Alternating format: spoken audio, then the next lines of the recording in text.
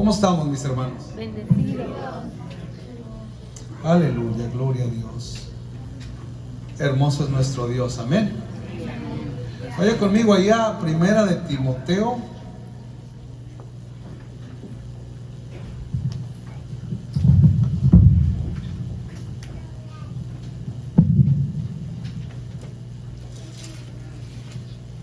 Primera de Timoteo, capítulo 4.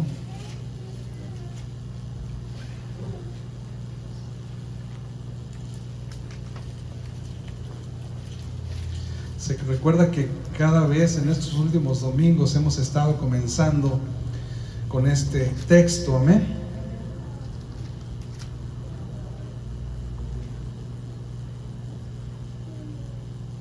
Aleluya. Estamos en la serie de la apostasía, amén. Y comenzamos con los 12 enemigos, amén. Ya dimos 4. Voy a tratar de dar 4 también en esta ocasión, amén. Gloria a ti, Jesús. Dice 1 Timoteo capítulo 4 versículo 1, dice: pero el Espíritu dice claramente que en los postreros tiempos algunos apostatarán de la fe, escuchando a espíritus engañadores y a doctrina de demonios. Oremos, iglesia. Bendito Dios, te damos gracias. Gracias, hermoso Salvador, por tu presencia en esta casa. Gracias, Espíritu Santo, porque te mueves entre tu pueblo, Señor, porque quieres traer libertad, porque quieres traer sabiduría, porque nos quieres bendecir, porque quieres que lleguemos a agarrar ese galardón que tienes preparado para cada uno de nosotros. La pelea, la lucha está fuerte, bendito Dios, porque se han levantado espíritus, demonios poderosos, engañando a la multitud, engañando al mundo, incluso hasta los escogidos. Muchos han sido engañados, Señor, han apostatado de la fe, han negado la fe, lo que habían aprendido lo han negado, bendito Dios. Pero en esta mañana, Señor, vamos a guerrear contra esos espíritus de maldad para acabar con la ignorancia, hermoso Dios. Y así, Señor, tu pueblo sea exaltado. Y así, Señor, cada uno de los que estamos en esta casa esta mañana, un día te podamos ver cara a cara, bendito Dios, y gozarnos contigo por la eternidad y entender y saber lo que realmente es felicidad. Gracias, hermoso Dios, por tu palabra, Señor. Sé tú trabajando a través de ella, Señor. Usa mis labios, bendito Dios, que no salgan palabras de hombre, Señor, palabras mías, sino que tu presencia, Señor, pueda impartir vida, pueda impartir revelación, y que tu nombre sea levantado sobre todo nombre. Siervo inútil soy, Señor, porque hago lo que tengo que hacer, Señor, y tú te glorificas entre tu pueblo. En el nombre de Jesús, en el nombre de Jesús, amén, aleluya. Tome su asiento, iglesia. Hermoso es nuestro Dios, amén. ¿Cuántos se acuerdan que hace 2 semanas hablamos de la amargura? Algo que no debemos dejar entrar en nuestras vidas. Hablamos de la mentira, la indiferencia y la negligencia, amén. Gloria a ti, Jesús. Y yo creo que Dios nos ha hablado a cada uno de nosotros, amén. Créanmelo, literalmente, mientras yo estaba estudiando esto y estaba buscando citas bíblicas para traer el día de hoy, esta mañana, Dios me hablaba a mi espíritu, me hablaba a mi vida, porque muchas veces pensamos que ya vamos muy adelante, ¿verdad? Pero la palabra de Dios siempre nos confronta, siempre nos habla y nos enseña en dónde estamos mal, amén. Y qué hermoso que Dios nos esté hablando, amén. Si usted se perdió estos 4 puntos, puede ir allá a mi canal y ahí los puede ver. Véalos cuantas veces quiera, yo no me voy a enojar, amén. Gloria a ti, Jesús. Mis hermanos, pues estamos en la serie ahorita de la apostasía. Vamos a hablar de los 2 enemigos, ya hablé 4. El que sigue, el número 5, es la lengua sin freno. Diga: háblanos, Señor. Dígalo más fuerte: háblanos, Señor. Aleluya. Mire, la lengua sin freno, que sería el chisme, la habladuría sin sentido, palabras ociosas. El cristiano bendice, no maldice, amén. Me ponía a pensar en esto yo, la lengua sin freno. Eh, Cuando yo iba a visitar a mi abuelito allá en el rancho, mi abuelito paterno, él siempre le daba un gusto prepararnos los caballos o los burros, ¿verdad?, para salir a pasear, y siempre le ponía un freno al caballo o al burro, dependiendo de lo que nos subiéramos. Había un caballo güero, que ese caballo era así como color cremita, y ese caballo, cada vez que le montábamos enfrente de mi abuelito, era un hombre, una hermosura, un caballo dócil, no hacía nada, no mataba ni una mosca ese caballo tremendo.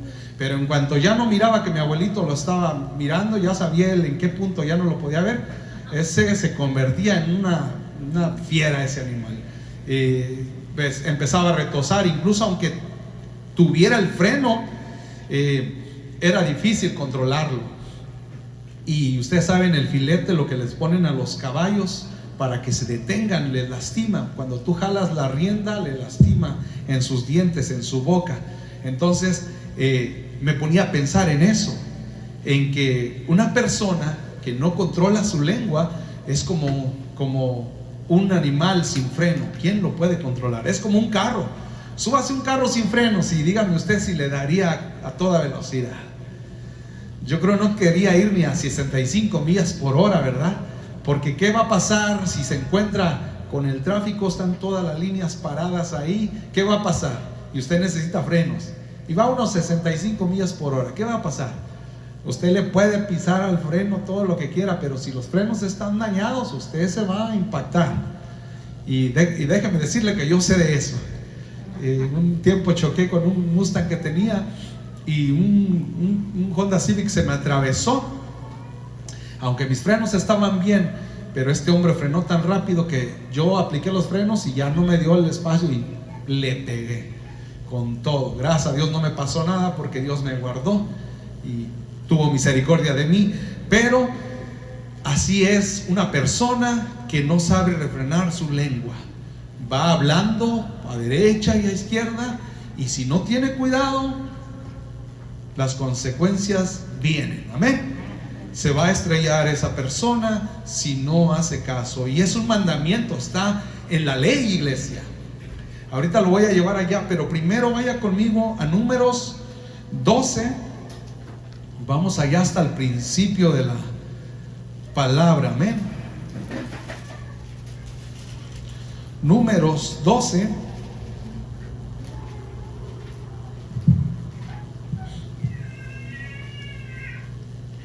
Fíjese qué tremenda, hermosa historia. Dice: María y Aarón hablaron contra Moisés a causa de la mujer cusita que había tomado, porque él había tomado mujer cusita, y dijeron: ¿solamente por Moisés ha hablado Jehová? ¿No ha hablado también por nosotros? Y lo oyó Jehová. Y aquel varón Moisés era muy manso. ¿Cuántos se identifican? Era muy manso, más que todos los hombres que había sobre la tierra. Luego dijo Jehová a Moisés, a Aarón y a María: salid vosotros tres al tabernáculo de reunión. Y salieron ellos tres. Entonces Jehová descendió en la columna de la nube y se puso a la puerta del tabernáculo, y llamó a Aarón y a María, y salieron ambos. Y él les dijo: oíd ahora mis palabras. Cuando haya entre vosotros profeta de Jehová, le aparecerá en visión, en sueños hablaré con él. No así a mi siervo Moisés, que él es fiel en toda mi casa. Cara a cara hablaré con él, y claramente, y no por figuras, y verá la apariencia de Jehová. ¿Por qué pues no tuvisteis temor de hablar contra mi siervo Moisés? Entonces la ira de Jehová se encendió contra ellos, y se fue, y la nube se apartó del tabernáculo. Y aquí que María estaba leprosa como la nieve. Y miró a Aarón, a María, y aquí que estaba leprosa. Qué tremenda historia, ¿verdad? ¿Se da cuenta lo que hace el hablar sin freno? ¿Se da cuenta que el hablar de esta manera es algo muy tremendo? Ahora vaya conmigo ahí al versículo 1. Fíjese lo que dice: María y Aarón hablaron contra Moisés a causa de la mujer cusita que había tomado, porque él había tomado mujer cusita. Mire, iglesia, ¿Cuántos hablaron mal contra Moisés? Dos, ¿verdad? María y Aarón. Amén. Y los dos eran sus hermanos, hermanos de sangre, no hermanos en Cristo, hermanos de sangre, porque parece que esto suele suceder mucho en las familias, ¿verdad? Hay un dicho que dice que hasta en las mejores familias pasan esas cosas. Amén. Pero fíjese, algo que quiero que vea usted aquí es que supuestamente María y Aarón, ahora note algo, iglesia, fíjese lo que dice aquí: María y Aarón hablaron contra Moisés. ¿A quién menciona primero? A María. Mujeres, tengan mucho cuidado. Recuérdense que Satanás, ¿a quién vino a tentar? A Eva, ¿verdad? A la mujer. Y qué casualidad, ¿verdad? Que aquí está diciendo María y Aarón hablaron contra Moisés. Qué tremendo, ¿no? Pero por lo que estamos leyendo parece que el problema era por la mujer Cusita. Era una mujer negrita, ¿verdad? Oscurita, de piel oscura, ¿verdad? Y quizás podríamos denotar como un tipo de racismo aquí, ¿verdad? Porque pues María, ¿verdad? Ella era blanca, de tez blanca, y como que yo creo que no le gustó que su hermano haya escogido esa mujer para sí, ¿verdad? Es lo que podemos ver, ¿verdad? Pero ya nos dimos cuenta que algunos siervos de Dios tuvieron este problema, porque si se acordará Abraham, Agar, ¿qué era? Era morenita, ¿verdad? Yo creo que estaban hermosas, y como lo hemos mirado, ¿verdad? Suelen tener buen físico, amén. Pero aquí estamos viendo que al parecer ese fue el punto de la discordia. Al parecer ese fue el punto porque María se enoja con Moisés, ¿verdad? Pero vaya al versículo 2. Y luego dice: y dijeron, solamente por Moisés ha hablado Jehová, ¿no ha hablado también por nosotros? Y lo oyó Jehová. Fíjense qué tremendo, iglesia. ¿Por qué María se sentía con el derecho de hablar? Aquí estamos viendo que era más bien un celo ministerial. Era un celo porque Dios había escogido a Moisés y ellos se sentían un poquito inferiores. Pero yo meditaba en esta hermosa palabra y ellos estaban comparando cuando no se tenían que comparar, iglesia. Muchas veces yo lo he dicho aquí: Dios nos ha dado dones y talentos, ¿verdad? A unos Dios hizo maestros, a otros Dios hizo predicadores, a otros Dios los hizo músicos. Cada uno a Dios los hizo profetas, algunos, ¿verdad? Y uno no se puede poner celoso. Imagínense, ¿usted cree que la mano derecha se va a poner celosa del brazo derecho? Por más buena, yo soy diestro, ¿verdad? Y mi fuerza, la mayoría está en mi brazo derecho. Algunos son zurdos y recuerdo yo una vez allá en mi juventud eché vencidas con un zurdo y le dimos con la derecha y le gané fácilmente, pero cuando fuimos con la izquierda me ganó así, ¿verdad? Porque es algo que está en la anatomía del cuerpo, amén. Pero como cuerpo de Cristo, iglesia, cada quien tiene su función y no podemos ponernos uno en contra del otro, ni hablar uno en contra del otro. No nos podemos comparar. Por ejemplo, mi hermano Oscar, él es joven, ¿verdad? Yo ya soy una persona más grande, ¿verdad? Ya un adulto, y no me puedo yo rebajar a compararme con él, ¿verdad? Porque yo ya estoy más viejo, ya he vivido algunos años. Él está fuerte, ¿verdad? Él corre recio, él tiene muchas habilidades. En la iglesia él no se cansa tan rápido. Podría haber unas actividades. El otro día el brother andaba recogiendo sillas, andaba bien activo, ¿verdad? No nos podemos comparar, amén. Pero ¿qué estaba haciendo aquí María? Al parecer todo nos indica por la palabra de Dios que María fue la que le dijo a Aarón. ¿Y por qué saco yo este pensamiento? ¿Por qué yo deduzco esto? Es porque María era la mayor. María era la mayor, y luego después seguía Aarón, y después ¿quién? Moisés. Y cuando vamos a buscar a la palabra, nos damos cuenta que ellos venían de la tribu de Leví. venían de una tribu sacerdotal. Ellos estaban encargados de lo del templo. Amén. Pero fíjese qué tremendo. Como ella era mayor, se sentía con el derecho de hablar mal de su hermano menor. Se comparó cuando Dios les había dado funciones a cada quien, ¿verdad?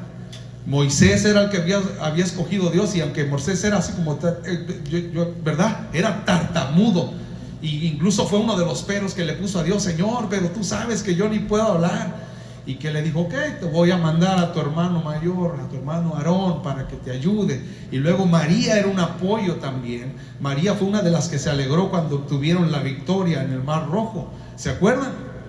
Que sacó el pandero y se puso bien alegre. Era la que traía el inducir al pueblo a alabar a Dios.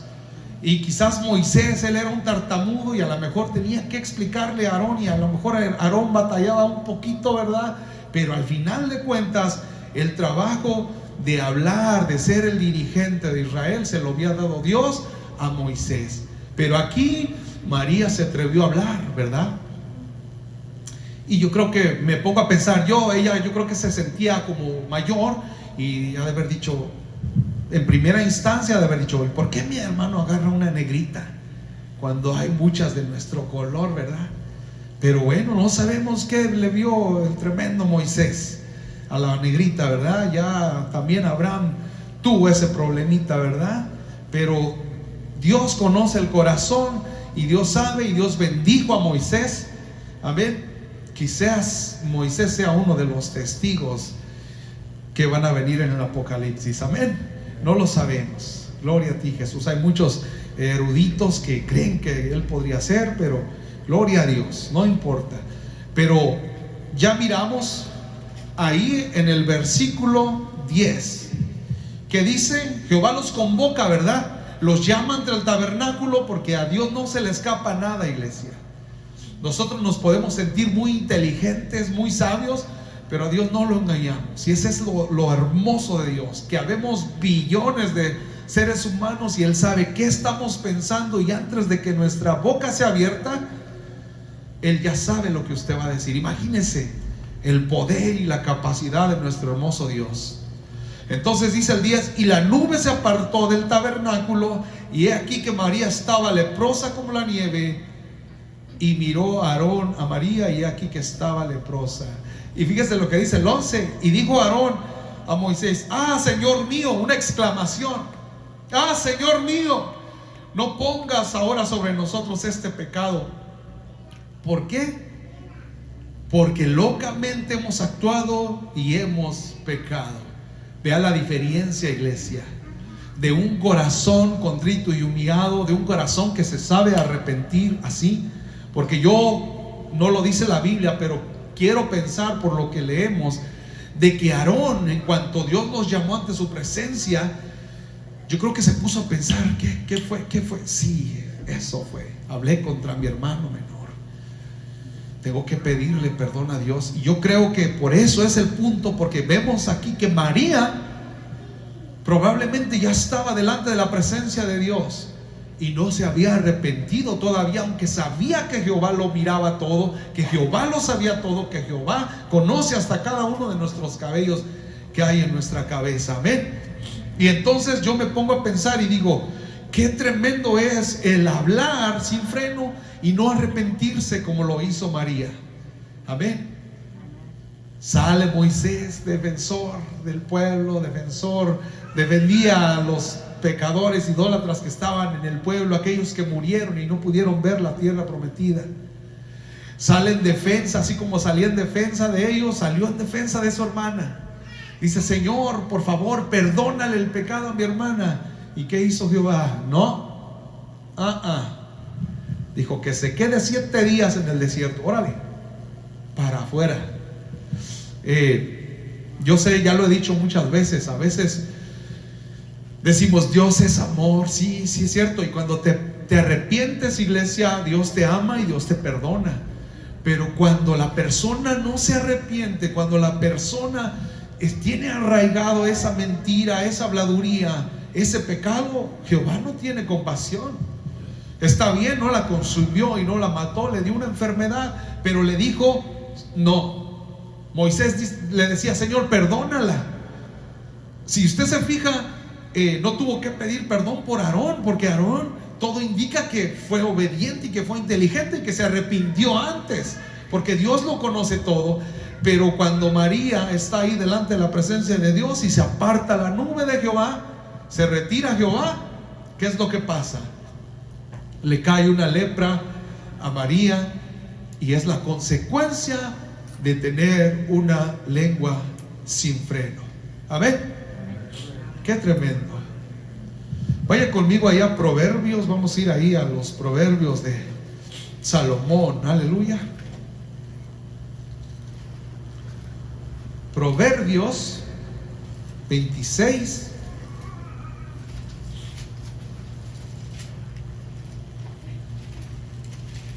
¿Cuántos dan gloria a Dios, iglesia? Gloria a ti, Jesús. 22. No lo quiero leer todo. Había traído del 26, del 22 al 28, Proverbios 26, 22 al 28, pero solamente voy a leer el 22 y el 28. Amén. Dice: las palabras del chismoso son bocados suaves y penetran hasta las entrañas. Y luego dice el 28: la lengua falsa atormenta al que ha lastimado, y la boca lisonjera hace resbalar. Nosotros nos dimos cuenta que la vida de Aarón fue usada, y Aarón sabía del poder de Dios, sabía cómo Dios se movía. Y algo bien tremendo, iglesia, es que como María muy probablemente fue la que comenzó todo, por lo que vimos ahí en la palabra, ¿verdad? Y yo me quedo pensando cómo alguien que ha conocido del poder de Dios, que ha vivido bajo el poder de Dios, cómo puede ser influenciado por una persona que está a su lado. Puede ser tu esposo, puede ser tu hermano, puede ser tu esposa, puede ser alguien muy íntimo en la familia que te va a meter una habladuría, va a meterte un mal consejo, te va a decir: ¿ya viste lo que está haciendo aquel? A mí no me parece. Y aunque aquella persona esté haciendo la voluntad de Dios, el otro se la va a creer y va a decir: es cierto, ¿verdad? Como que no lo había notado. Sí, se mira que este brother es medio raro. Y va a empezar a hablar, lo va a, como dice aquí, que la boca lisonjera hace resbalar. ¿Qué es una boca lisonjera, mis hermanos? Aquel que da cumplidos, aquel que ahí en mi trabajo hay una persona que cuando tú lo conoces, dicen las personas: oh, dicen, él es so cool, él es bien buena onda. Y la persona se acerca a ti bien profesional, bien sociable. Puedes tú pensar que esa persona es muy buena gente, habla con toda libertad, ¿no? Oh, me encanta, qué bueno que viniste a trabajar aquí con nosotros, qué bueno, ya nos hacía falta alguien como tú. Pero cuando la persona no está, dice: ¿ya viste? No, hombre, es bien flojo ese. ¿Ya viste tú? No, hombre, dice, mira, no trae el casco, y empieza a hablar cosas malas y negativas. Así es la lengua lisonjera. Enfrente de ti te hablan bonito, se presentan bien amorosos, pero a tus espaldas hablan pestes de tu presencia. Y así es la boca lisonjera, hace resbalar. No escuche al chismoso. Amén. Ahora le dije, esto es un mandamiento de Jehová y está en las leyes de la santidad y de la justicia. Vaya conmigo ahí a Levítico. Aleluya. Levítico capítulo 19, versículo 16. Fíjese lo que dice: no andarás chismeando entre tu pueblo. ¿Qué dice? No andarás chismeando entre tu pueblo. No atentarás contra la vida de tu prójimo, yo Jehová. Qué tremendo, iglesia. Si yo digo cualquier palabra aquí, usted puede decir, bueno, es que el hermano David la dice, ¿verdad? Él dijo. Él dijo, pero pues quién sabe, sí, o sea, sí, yo sé que ya tiene 42 años, está medio viejón, pero todavía no. A lo mejor si tuviera unos 70 todavía se la creo, ¿verdad? Pero fíjese lo que dice aquí. Dice, no andarás chismeando entre tu pueblo. ¿Cuál es tu pueblo, iglesia? Tu familia, tu iglesia, tu entorno. No andarás chismeando. ¿Le gustaría que le pasara lo que le pasó a María? ¿Verdad que a nadie le gustaría que Jehová lo castigara? Ya lo vimos. Moisés le dice, Señor, por favor, perdona a mi hermana. ¿Y qué dice Jehová? No. La quiero 7 días afuera del campamento. Y en ese tiempo, pues ahora estamos en las ciudades, ¿verdad? Grandes. Todo está rodeado. Te sacan del campamento y ahí te vas a la esquina, ¿no? Te vas a Walmart, anuncio no pagado. Pero hay un lugar donde puedes estar seguro. Pero en ese tiempo ella fue sacada al desierto, donde estaban las fieras peligrosas, donde había demonios. Pues ¿qué no dice la Biblia que los demonios son arrojados a los lugares secos? Amén. Imagínese usted, María, una mujer. Nosotros siempre los hombres sentimos compasión por las mujeres porque son más frágiles que nosotros en fuerza física. Imagínese a María echada del campamento, allá entre las fieras, entre donde un león se la podía comer, un tigre, no sé, ¿verdad? Hasta los burros se ponen violentos. Amén. Pero fíjese qué tremendo, fue aventada, fue echada del pueblo, fue echada de la presencia de Dios. Ya no podía servir en el altar por causa de haber hablado mal de su hermano. Así es que, iglesia, no hable mal de sus hermanos. Amén. ¿Cuántos dicen amén? Hable bendición. Si usted se enteró que le hicieron cara por ahí, ¿verdad? O se burlaron de usted, usted hable bendición. Yo sé que mi hermano Martín no habla mal de mí, pero vamos a decir que mi hermano Martín hubiera dicho, no hombre, el brother David se equivocó la vez pasada. No hombre, qué bárbaro, se equivocó bien feo. No hombre, este brother no sabe, ¿verdad? Él lo que debería de hacer debería de decir, bueno, se equivocó, ya ni modo, hermano, perdón, Dios bendice a mi hermano David para que tenga tiempo para que practique. Bendícelo, Señor, dale sabiduría para que pueda entender que si a veces se equivoca es porque no ha practicado. Amén. Si usted se entera que alguien habla mal de usted, usted bendígalo. Dígale, lo bendigo, hermoso Dios, la bendigo en el nombre de Jesús, para que así el diablo sea avergonzado, porque lo que quería hacer Satanás era hacer disensión entre los hermanos. Amén. Gloria a ti, Jesús. Ahí concluyo, iglesia, con lo que viene siendo la lengua sin freno. Amén. Ahora vamos con la número 6, la apatía. ¿Qué es apatía? Estado de desinterés y falta de motivación. Es la desidia, el desgano, la falta de fuerza. En pocas palabras, pereza. Si usted se recuerda cuando hablamos de la negligencia, están bien ligadas. La negligencia y la apatía están bien ligadas, ¿verdad? Vaya conmigo allá a Proverbios 24 para empezarle a poner fundamento a esta hermosa palabra. Amén. Proverbios 24:10. Gloria a ti, Jesús. Fíjese lo que dice: si fueres flojo en el día de trabajo, tu fuerza será reducida. Aleluya. Qué tremendo cuando llegas al trabajo y no te desvelaste por estar viendo una movie o el celular, ¿verdad? Qué feo es que cuando llegas al trabajo y te desvelaste la noche anterior, quizás, no sé, usted, nómbrelo, piénselo, usted sabe en qué puede perder el tiempo.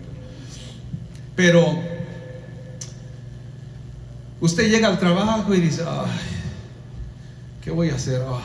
Tengo que chequear la máquina, le tengo que chequear el aceite de motor, el aceite de transmisión, le tengo que chequear los final drives, tengo que chequearla de todo porque se puede descomponer. Hoy no la voy a chequear.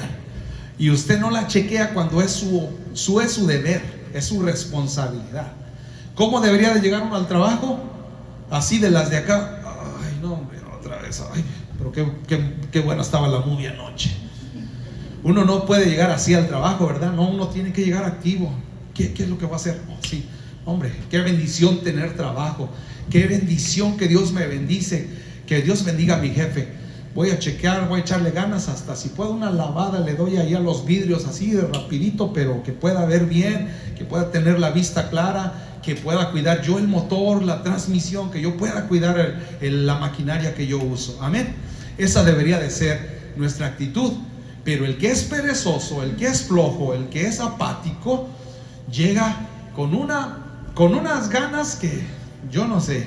Como dijo aquel pastor, si a mí me vienen y me dicen que tú eres un flojo en el trabajo, viene tu jefe y me dice, yo le voy a decir, córralo, porque hasta le está faltando el respeto a Dios. Que se quite el nombre, mejor dicho, que no se haga llamar cristiano, porque los flojos no deberían de ser llamados cristianos. Amén.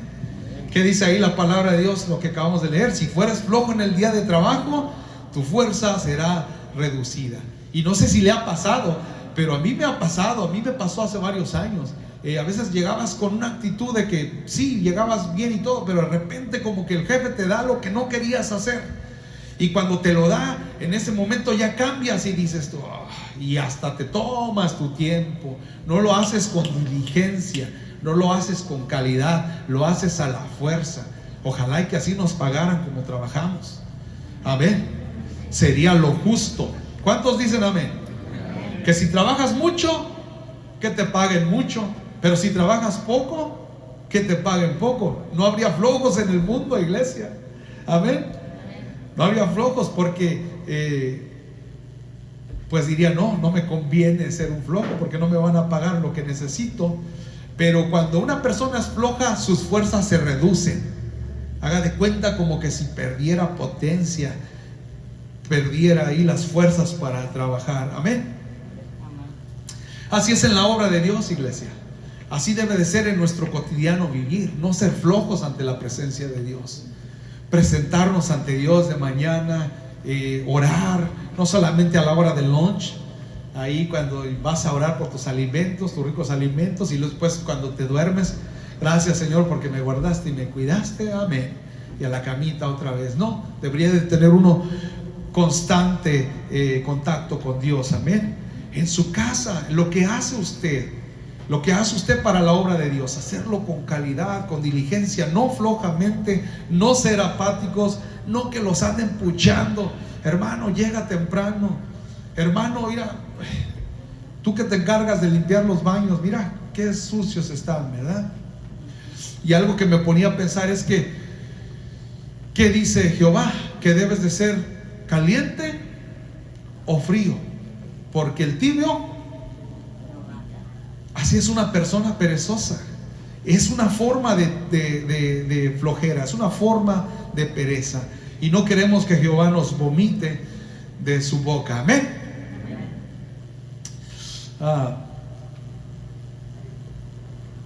Fíjese que estaba leyendo una historia y había un hombre que era bien flojo, no le gustaba hacer nada y ya se iba a morir de hambre. Entonces este hombre, él habitaba en un pueblo muy próspero, había mucho trabajo, había mucha comida, pero él era un flojo. Él no quería trabajar, él quería que todo le llegara para acá facilito y sin batallar. Entonces los dirigentes de la ciudad, del pueblo, se dieron cuenta y dijeron, ya como que ya se va a morir. Pero qué vergüenza, porque este es un pueblo próspero, hay trabajo, si él quiere y le echa ganas, pues puedes sobresalir adelante. ¿Qué hacemos? Y dijeron, no, pues es que, oye, mira, todos somos bien trabajadores, estamos bendecidos, le echamos ganas al trabajo, tenemos comida, tenemos dinero, y este flojo nos está poniendo el mal. Los que vienen y pasan por aquí, por el pueblo, miran a este flojo y nos va a dejar el mal. ¿Qué vamos a hacer? Entonces estos dicen, ¿acuerdan? Ok, enterrémosle, porque pues como quiera para allá va, ¿no? Se va a morir, enterrémosle. Y hicieron ahí un ataúd así de rápido y lo echaron, lo metieron, y entonces ahí van en el camino. Y no faltan aquellas mujeres, ¿verdad? O hermanitas como las que les acabo de decir del chisme, ¿verdad? Y empiezan a decir, adiós, ¿quién se murió? Y empiezan, oiga, presidente, ¿quién se murió? Y no queremos decir, Dios, y yo, todos están, acabo de ver el vecino. Entonces el vecino no es, ¿quién es? Y empiezan a preguntarle, y la señora era tan insistente, ¿verdad?, que los cansó y les dicen, ok, sí, es el flojo, el que no quiere hacer nada, es ese. ¿Por qué? Pues se va a morir de hambre, pues no trabaja, pues no tiene cómo pagar los biles, ni modo, ya le tocaba. Entonces dice, no, yo voy a donar un costal de panes. Dice, ¿de veras? Sí. Pues como esta mujer hizo tanto alborote que se enteraron los demás y empezaron ahí a decir, no, pues yo dono un costal de papas, y yo dono esto, y yo dono aquello para que no lo entierren, y yo dono esto, y esto, y esto, y esto. Bueno, todo el pueblo se apuntó. Le juntaron comida como para 100 años, iglesia. Y saca el flojo ahí, el perezoso, saca la cabeza y dice, ¿y quién va a cocinar todo eso? Y dicen aquellos, pues usted. Y el hombre, en vez de ver la bendición, mete la cabeza al féretro ahí y dice que siga el entierro. Imagínese, iglesia, cuando una persona ya es floja, ya no se lo quitas fácilmente, ¿verdad? Entonces imagínese, de esa manera debemos de quitarnos toda flojera. Nuestro trabajo en Dios, nuestro trabajo para el servicio de Dios, nuestra vida diaria no tiene que ser floja, no tiene que ser perezosa, no tiene que ser apática. Amén. Aleluya, gloria a Dios. Bueno, ahí con esta pequeña anécdota cerramos lo que es la apatía, y vamos con la número 7, la incredulidad. Fíjese lo que significa incredulidad, iglesia. Imposibilidad que tiene una persona para creer algo que no ve o que no está demostrado. Lo leo de nuevo. Imposibilidad que tiene una persona para creer algo que no ve o que no está demostrado. Como tipo Tomás, ¿verdad? Digo, hasta que no vea y meta mi dedo ahí en el hoyo del maestro, ahí en su mano, hasta entonces no les voy a creer, ¿verdad? Un incrédulo. Y eso es algo que lo que más le molesta a Dios, iglesia. Vaya conmigo allá a Mateo 17, vamos allá al Nuevo Testamento. Mateo 17, 17. Gloria a ti, hermoso Jesús. Mateo 17, 17 dice: respondió Jesús y dijo: oh generación incrédula y perversa, ¿hasta cuándo he de estar con vosotros? ¿Hasta cuándo os he de soportar? Traédmelo acá. Fíjese qué tremenda, hermosa palabra, amén. Usted se recordará, este es muy famoso, ¿verdad? Fíjese, déjenme, vaya conmigo ahí atrásito. En el 15, versículo 15 dice: Señor, ten misericordia de mi hijo. Este es el padre. Señor, ten misericordia de mi hijo, que es lunático y padece muchísimo, porque muchas veces cae en el fuego y muchas veces en el agua. Uf, qué tremendo. ¿Sabe que estaba buscando la definición de lunático, iglesia? Espero que no se vayan a identificar algunos aquí con esa descripción, con ese significado, porque si no, entonces va a tener que pasar usted y vamos a tener que orar por usted. Amén. Un lunático es una persona que tiene cambios bruscos de carácter o de humor sin explicación. Eso es un lunático, una persona que ahorita está bien alegre, contando chistes, y de repente al ratito ya está bien enojado. Y tú dices: órale, pues no me acaba de contar un chiste y hasta nos reímos a carcajadas y ahorita ya está de mal humor. Padre santo, qué tremendo, ¿verdad? Si usted se recordará, viene el padre y le dice: Jesús, traje mi hijo ante tus discípulos y no han podido echarle el demonio, no han podido sacar el demonio. ¿Y qué hace Jesús, iglesia? Fíjese, está con signos de exclamación lo que dice ahí en el versículo 17. Oh generación incrédula y perversa, ¿hasta cuándo he de estar con vosotros? ¿Hasta cuándo os he de soportar? Tráiganmelo, traedlo acá. Qué tremendo. Jesús, cuando se enojaba, él no le importaba, ¿verdad? Él no le importaba a quién le lastimara los sentimientos, a quién lo hiciera sentir mal. Amén. Porque esto nos deja bien en claro, iglesia, que a Jesús le molestaba la incredulidad, que a Jehová Dios le molesta la incredulidad. ¿Cuántos cristianos hay aquí? ¿Usted cree que los milagros que Dios hizo en esta hermosa palabra, que están plasmados en esta palabra, usted cree que Él los puede hacer de nuevo? ¿Usted cree que puede resucitar a alguien? Deberíamos de creerlo, ¿verdad? Pero ¿qué pasa muchas veces? Nos dejamos influenciar por las voces del enemigo, como diciendo, no, es que aquellos estaban bien santos, estaban bien santificados. Pero cualquier cristiano sabe que en el nombre de Jesús no hay demonio, no hay poder, no hay autoridad que se pueda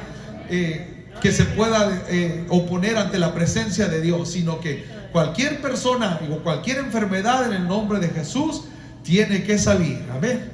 Así que si usted conoce a una persona así lunática que de repente cambia de humor, ore por esa persona. Amén. Aunque sea a la distancia, diga, envío la palabra en el nombre de Jesús. Hasta ahí donde está, cámbialo, Dios. Amén. Pero fíjese qué tremendo. Jesús se enoja. ¿Por qué se enojó Jesús, iglesia? Por la incredulidad. ¿Y por qué, iglesia? ¿Cuántos años duró Jesús con sus discípulos? 3 años y medio, ¿verdad? ¿Usted cree que en 3 años alguien no puede aprender un oficio? En 3 años usted puede, pónganlo en un año. En un año usted aprende rápido lo que es un oficio, hasta en meses. Los más inteligentes, ¿verdad? En una semana ya saben. Hay gente que a veces son meseros y a veces se sientan unos 20 y toman la orden de aquellas personas y todo se les graba aquí sin anotarlo. Y uno se queda impresionado y dice, wow, qué inteligencia, qué sabiduría, qué hermoso don que Dios le dio a tal persona, ¿verdad? ¿Y qué pasaba aquí con los discípulos? Los discípulos habían mirado a Jesús echar fuera demonios, ¿verdad? Infinidades de veces. Incluso Juan dice, hay milagros, montonal de milagros que no están plasmados, que no se escribieron. Pero Jesús hizo demasiados milagros, demasiadas sanidades, demasiadas liberaciones. Y Jesús se enoja. ¿Con quién se enoja? Con sus discípulos. ¿Por qué se enoja? Porque ya sabían cómo hacer el trabajo, pero no estaban obedeciendo, no estaban haciendo la voluntad, tenían incredulidad. Ya después, más calmados ahí, Jesús reprende al demonio y se va, ¿verdad? El demonio. Y luego allá en el 20 le preguntan, en el 19 le preguntan, Señor, ¿y por qué no pudimos echarlo fuera? Y Jesús les dice, por vuestra poca fe. ¿Eso es un halago, iglesia? ¿Es un halago? ¿Es una palabra bonita para los discípulos? No, ¿verdad? Les está diciendo por su falta de fe, porque no tienen fe. Por eso es que no pudieron echarlo fuera. Y luego más adelantito les dicen en el 21, pero este género no sale si con oración y ayuno. Iglesia, Jesús ayunaba. Cuando Jesús ayunaba, sus discípulos estaban con él.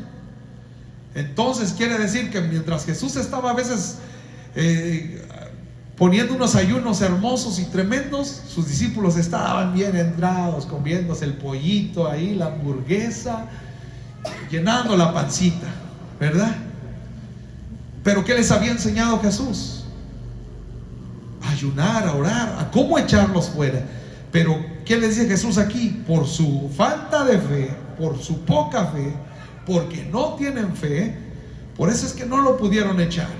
Porque si ustedes hubieran tenido fe y estuvieran ayunaditos y oraditos, ustedes le dirían a ese monte, hey, muévete de ahí, y el monte se pasa para donde usted quiera. El problema se va para donde usted quiera. Usted puede decirle a la enfermedad: te vas en el nombre de Jesús, y se tiene que ir la enfermedad. Amén. Falta de fe. Lucas 9, vamos a ir de rapidito. Lucas 9. Gloria a ti, hermoso Dios. Gracias, Señor, por tu palabra. Lucas 9:13. Fíjense lo que dice. Él les dijo: dadles vosotros de comer. Y ellos dijeron: no tenemos más que 5 panes y 2 peces, a no ser que vayamos nosotros a comprar alimentos para toda esta multitud. Una vez más vemos a los discípulos ciegos espiritualmente. Los vemos faltos de ayuno, faltos de oración, faltos de entendimiento. ¿Por qué, iglesia? Ellos fueron los que le dijeron a Jesús. Esto fue en la alimentación de los 12,000.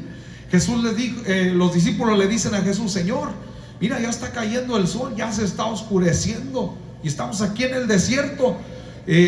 ¿Por qué no los mandas ya a todos los que te vinieron a escuchar tu palabra? ¿Por qué no los mandas para que busquen qué comer, para que busquen dónde quedarse? ¿Y qué les dice Jesús? Denles ustedes de comer. Pero los discípulos no entendieron, iglesia. Los discípulos no entendieron, porque Jesús lo que les estaba diciendo: hagan ustedes el milagro. Con esos pocos panes, con esos pocos peces, hagan el milagro. Lo mismo que pasó cuando no pudieron sacar a aquel demonio, lo mismo estaba pasando en esta misma ocasión. Jesús, ¿por qué les dijo? Jesús sabe nuestras capacidades, amén. Entonces Jesús no podía pedir algo que no tenía. Por eso Jesús les dice: dadles vosotros de comer. Y los discípulos piensan físicamente, piensan en su humanidad y dicen: no, pues no tenemos tanto dinero, son 12,000, es una multitud grandísima, ¿cómo les vamos a dar? Pero Jesús lo que estaba haciendo Jesús era impulsarlos, empujarlos. Les estaba diciendo: usen su fe, usen su fe. Yo ya les enseñé cómo se hace este trabajo. Usen su fe. Pero no entendieron. Y entonces Jesús en esta ocasión no se enoja como en la vez pasada, ¿verdad? Quizás porque Jesús había hablado una palabra hermosa y poderosa, y las vidas habían sido transformadas. Había una paz hermosa ahí entre esas 12,000 personas. Y quiero pensar que Jesús ha de haber dicho: bueno, los manda, siéntenmelos de a 50 en 50 y tráiganme acá los panes y los peces, y empieza a suceder el milagro. Pero el corazón de Jesús, ¿qué era lo que quería? Era que sus discípulos pusieran en práctica lo que Él ya les había enseñado. No depender del Padre, no depender de Jesucristo todo el tiempo. Y entonces aquí el hermoso Jesús les está diciendo: denles ustedes de comer. Es decir, haz tú el milagro. Ora tú por esa persona. Haz tú el milagro. Les estaba pidiendo un milagro, pero ellos no entendieron. Y mira, iglesia, si usted va al versículo ahí desde el capítulo 9, ahí desde el primer versículo, Jesús los había mandado por las aldeas y les había enseñado cómo tener fe, porque les dijo: miren, vayan a predicar mi palabra, a liberar a los cautivos, a sacar a los demonios, pero no lleven nada. Les dijo: no toméis nada en el camino. Les dijo: no toméis ni bordón, ni alforja, ni pan, ni dinero llevéis, y lo que dice ahí, ni llevéis 2 túnicas. O sea, en pocas palabras, no lleves ni ropa para cambiarte, no lleves dinero. ¿Qué les estaba enseñando Jesús? A tener fe, a depender de Dios. Y muchas veces, ¿cómo nos preocupamos por el mañana? Nos preocupamos por qué va a pasar si de repente me pasa una tragedia, algo que a todo el ser humano le llega a pasar. ¿Qué va a pasar si nomás tengo ahí $3,000 en el banco? ¿Qué va a pasar? Jesús les estaba enseñando a tener fe. Les dijo: no lleven ni pan, ni dinero, ni lleven de a 2 túnicas. Ustedes van a predicar la palabra. Ustedes van a liberar a las personas. ¿Y qué pasó? ¿Cómo regresaron los discípulos? Llegaron bien avivados. llegaron diciéndole: Señor, los demonios se nos sujetan, hay milagros, hay sanidades. Pero cuando Jesús les dice: denles ustedes de comer, ¿dónde estaba esa maravilla de lo que habían mirado, de lo que había acontecido ante sus ojos? Y muchas veces así estamos. A veces miramos cómo Dios se mueve en otras iglesias, vemos a veces cómo Dios sana, Dios liberta, Dios resucita hasta el día de hoy, y como muchas veces nomás decimos: ah, no, pues sí, pues ellos. Pero ¿qué en nuestra vida, iglesia? ¿Qué nosotros como cristianos? ¿Tenemos fe? La incredulidad es algo que le molesta a Dios, y la incredulidad es lo que más está llevando hoy día a los cristianos, los está llevando a la apostasía, les está llevando a negar la palabra. Cuando usted dice, usted ore por alguien. Recuerdo que fuimos a orar en cierta ocasión con mi pastora, mi esposa, mi hermana Tere. Fuimos a orar por un hombre que ya se estaba muriendo, y fuimos y oramos, y en el nombre de Jesús, dentro de lo que estaba en nuestras manos, hicimos lo correcto. Pero Dios es soberano, y Dios decide si sana, si liberta a alguien, sí o no, porque Dios conoce los tiempos. Amén. Pero eso no nos puede parar a nosotros de orar por las personas, por sanidad, por restauración, por liberación. Nada nos tiene que parar, porque si nosotros nos detenemos, decía mi hermana Blanca el viernes, las piedras van a hablar. Los inconversos podrían hacer el trabajo que le toca a la iglesia. Y porque a veces pensamos, iglesia, que Dios solamente nos habla a nosotros. No, yo soy el ungido de Jehová, estoy santificado.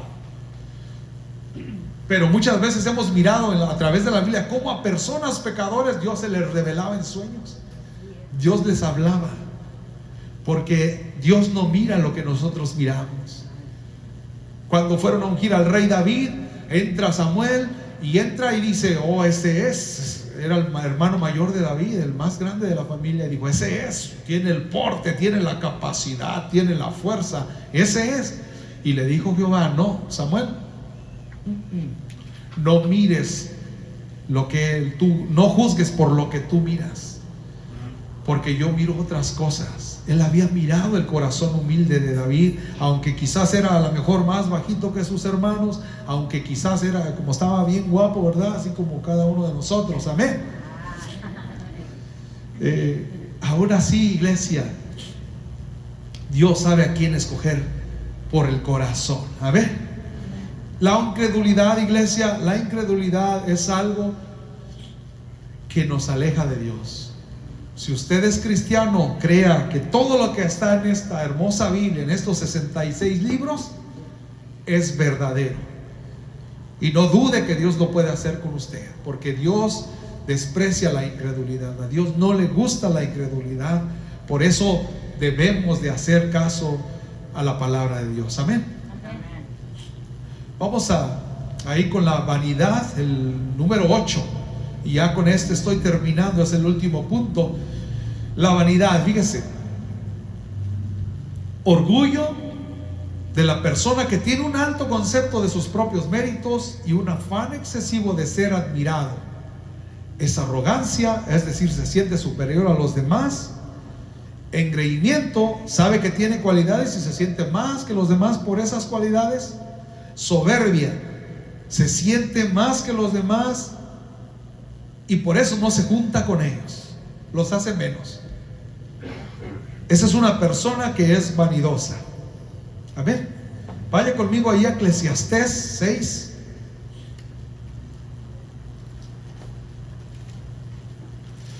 Eclesiastés capítulo 6, versículo 1 y 2. Vamos a ver lo que dijo Salomón. Dice: hay un mal que he visto debajo del cielo y muy común entre los hombres, el del hombre a quien Dios da riquezas y bienes y honra, y nada le falta de todo lo que su alma desea, pero Dios no le da la facultad de disfrutar de ello, sino que lo disfrutan los extraños, esto es vanidad y mal doloroso. Y fíjense, no estaba el 3, pero vamos a leerlo rapidito. Aunque el hombre engendrare 100 hijos y viviere muchos años, y los días de su edad fueren numerosos, si su alma no se sació del bien y también careció de sepultura, yo digo que un abortivo es mejor que él. Qué tremendo, iglesia. Dice que un abortado es mejor que esa persona que, aunque tuvo muchos hijos, aunque fue muy longevo, vivió por mucho tiempo, pero no se sació del bien. ¿Cuál es el bien, iglesia? La palabra de Dios, la presencia de Dios. Ese es el bien. Amén. Pero fíjense lo que comenzamos leyendo ahí. Dice Salomón: hay un mal que he visto. Dice que el 2, que él le da, el del hombre a quien Dios da riquezas y bienes y honra. Fíjese aquí que no dice que se los dio por inteligente, o se los dio por guapo, o se los dio porque tenía mucha capacidad para batallar con esas circunstancias. No, se lo dio porque Dios es soberano, ¿verdad? Dios le da a cada quien como Él quiere. Pero ¿qué dice? Que no le falta nada, pero no sabe cómo disfrutarlo. Y ahí al final dice que esto es vanidad y es un mal doloroso. Al final de cuentas, Salomón dijo que todo era vanidad debajo del sol. Amén. Amén, iglesia. Si están conmigo todavía, o ya tienen la almohadita ahí por un lado. Gloria a ti, Jehová.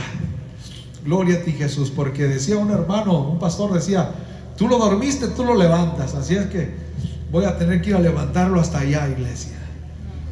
Amén. Gloria a ti, Jesús. Mire, vamos a ver a una persona que hemos hablado muy bien de ella casi la mayoría de las veces. Vamos a hablar del famoso Job, cómo tenía vanidad en su corazón y cómo Dios lo confronta por esto. Ahí en Job 35,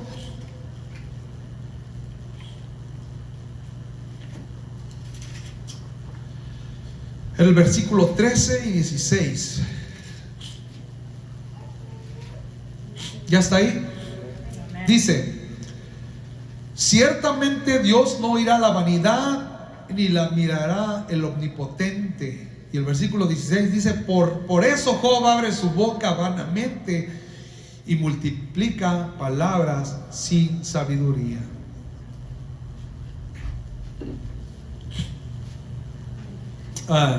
Es muy famoso incluso yo les decía la vez pasada que Dios presumía a Job. Y Dios, cuando Satanás se presentaba delante, le decía: ¿no has mirado a mi siervo Job? Que no hay ningún recto como él. Porque Dios nos mira así como nosotros miramos a nuestros hijos. Nosotros podemos ver a nuestros hijos, a nuestros seres queridos, sus faltas y sus defectos, pero el amor que hay en nosotros por ellos nos hacen que las pongamos por abajo, ¿verdad?, del amor que les tenemos. ¿A cuántos les pasa esto? Bueno, se parece a Dios, porque Dios sabía bien lo que había en el corazón de Job, pero ante la maldad, ante Satanás, Él no lo hizo inferior, sino le dijo a Satanás: ¿no has mirado a mi siervo Job, que no hay ningún hombre recto como él debajo de la tierra? Qué tremendo, ¿verdad? Pero fíjese lo que dice ahí, lo que acabamos de leer. Aquí está Eliú reprendiendo a Job, porque Job tenía un problema, iglesia. Job creía que por las obras que hacía, por su manera de vivir, tenía ganado el favor de Dios. Incluso si leemos allá desde el 30 y tantos, dice la palabra de Dios que Job comía, pero tenía que compartir su comida con el pobre, con el necesitado. Y se empieza a justificar y empieza a quejarse contra Dios, a hablar mal. Y vaya conmigo ahí al capítulo 31, perdón.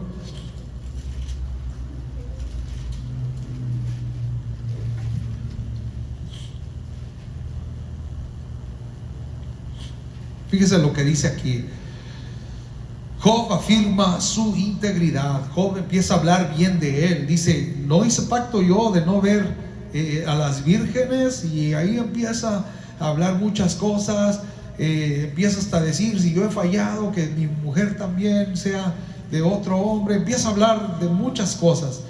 Empieza a hablar, empieza a justificarse. Pero fíjese lo que dice el capítulo 32. Lea conmigo ahí en el 32, versículo 1. Cesaron estos tres varones de responder a Job, por cuanto él era justo a sus propios ojos. Ahí está el problema de Job, iglesia. Que dice que Job era justo ante sus propios ojos. Tengamos cuidado, iglesia, si nosotros nos creemos justos ante nuestros propios ojos. Si decimos: Dios me bendice porque yo soy bien buena gente, porque yo trabajo mucho para la obra de Dios, por eso Dios me bendice. Y luego, ¿qué dice el versículo 2? Entonces Eliú, hijo de Baraquel Busita, de la familia de Ram, se encendió en ira contra Job. Ni siquiera está hablando de que se enojó. Dice: se encendió en ira. Imagínense qué tremendo. Por cuanto se justificaba a sí mismo más que Dios. Imagínense a Eliú, iglesia, diciéndole: ¿qué te pasa, Job? ¿Dónde tienes la cabeza? ¿Cómo es que te sientes más que Dios? ¿Cómo es que te justificas más que Dios? Estás mal. Qué tremendo, ¿verdad? Cuando creemos que por lo que somos tenemos el favor de Dios. Qué tremendo que porque leemos la Biblia, porque oramos, porque Dios nos usa en cualquier área en la que usted pueda servir.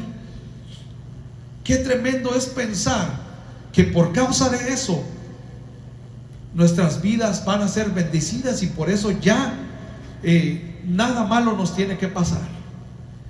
Pero estamos viendo aquí que Eliú estalla en ira y confronta a Job. Pues no, Jehová le dijo, no le dijo a Satanás: ¿no has visto a mi siervo Job? Que no hay otro hombre recto como él.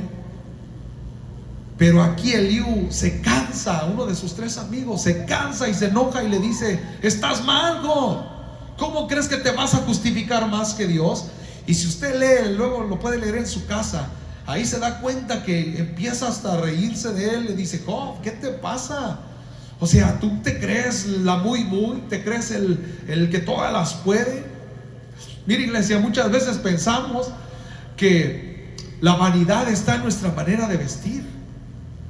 Muchas veces, y sí, no voy a decir que no, muchas veces se refleja ahí, porque yo he sabido de personas que a veces usan unos trajes, unos zapatos carísimos que valen miles de dólares, y dices tú: bueno, no necesitas ponerte algo tan caro, o porque lo hizo una persona famosa, no necesitas tener algo así, ¿verdad?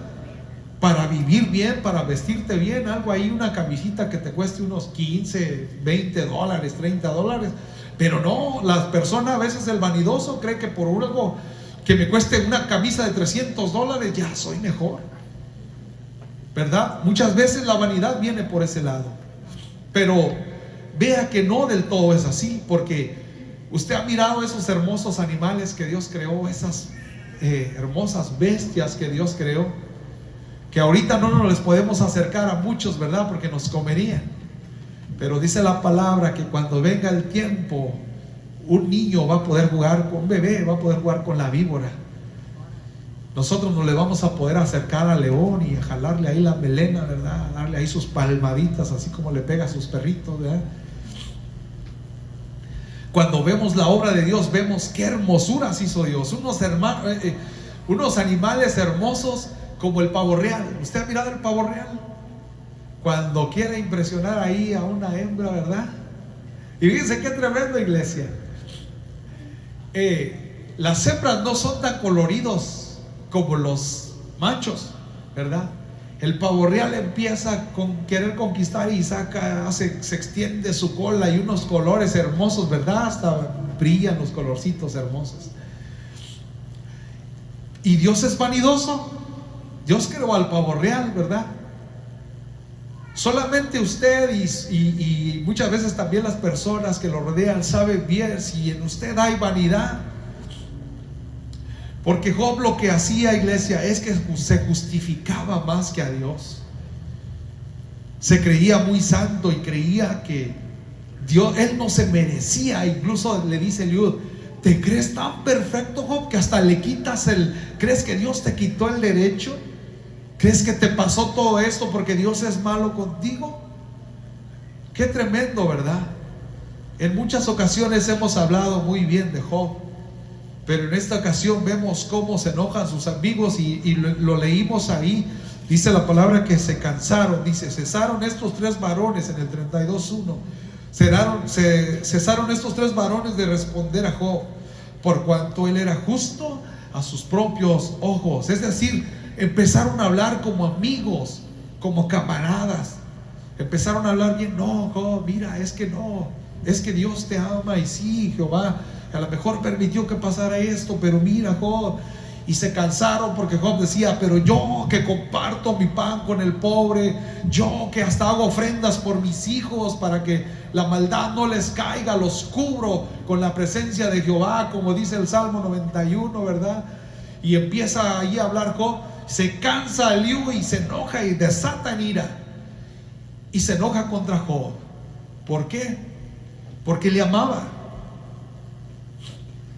Cuando usted ama a alguien, le habla cariñoso todo el tiempo. Si ya su hijo, su hija hizo algo que no estaba bien, le dice: mijita, mi amor, ya no lo hagas, corazón. O le dice a su hijo, ¿verdad? Hijo, mi amor, eso está mal, no lo hagas, ¿verdad? No. Cuando una persona ama a alguien, la regaña, la corrige. Yo no sé, pero cuando mis hijos estaban más chicos, yo les daba sus nalgaditas, les daba sus pellizquitos, porque se lo merecían, porque se lo habían ganado. Y no eran muchas veces ni en el mejor tono de voz. Se enojaba uno. Yo sé que tengo la cara así bien apacible, ¿verdad? Así como que no mato ni una mosca, pero créanmelo, también me enojaba y los regañaba, porque dice la palabra de Dios que el que Dios ama, amaba a María. Pero aunque la amara mucho, a Dios no le gustaba la murmuración y la sacó fuera del campamento. Porque Dios no quiere las cosas a medias, Dios quiere las cosas con calidad. Amén. Eliú amaba a Job. Si usted ama a un hermano, a una hermana, sea en la carne, sea en la fe, y usted está viendo que está haciendo mal y se tiene que enojar, enójese, jálele las greñas. No, no es cierto, no. Le dije que los cristianos bendecimos, ¿verdad? No maldecimos, ¿verdad? Pero sí se puede enojar. Jesús se enojó, lo vemos en la palabra infinidades de veces. Se enojó con los discípulos, hasta les dijo: generación incrédula y perversa. ¿Cómo les llamó a los discípulos? Incrédulos y perversos. Y les dijo: ¿hasta cuándo los tengo que aguantar? ¿Hasta cuándo tengo que decirles lo que tienen que hacer? ¿Hasta cuándo? Porque Dios, al que ama, Dios lo corrige. No queremos caer en la apostasía, amén, sino al contrario. Yo no sé usted, que Dios me jale las orejas, que me queden más grandotas, que Dios me jale los pelos, pero que me mantenga en el camino correcto hacia su presencia. Póngase de pie, porque yo no me quiero quemar en el infierno. Yo no me quiero perder. Yo quiero servir a Jesucristo con libertad y quiero un día verle cara a cara. Aquí le damos un besito a nuestra esposa, a nuestros hijos, y sentimos que es hermoso. Abrazamos a nuestra pareja por unos cuantos segundos prolongados y se empieza a bajar todo el cortisol, el estrés.